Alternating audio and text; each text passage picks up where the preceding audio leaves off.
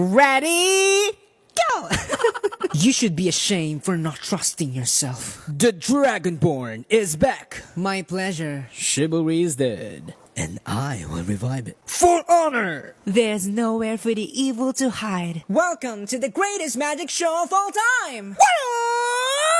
Wipe out all injustice in the world. Hello. No.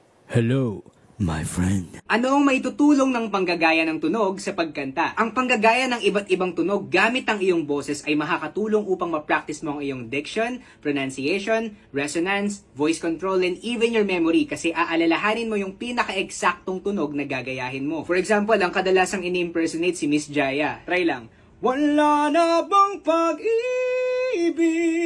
So by just imitating her, kahit hindi saktong-sakto, madidiscover mo kung paano yung style niya ng pagkanta. And the good thing is, pwede mo itong ma-apply sa ibang kanta. Even imitating yung tunog ng mga cartoon character. Trying it can help you practice your creativity on how you can apply it in a different songs na gusto mong kantahin. Ikaw, sinong gusto mong gayahin?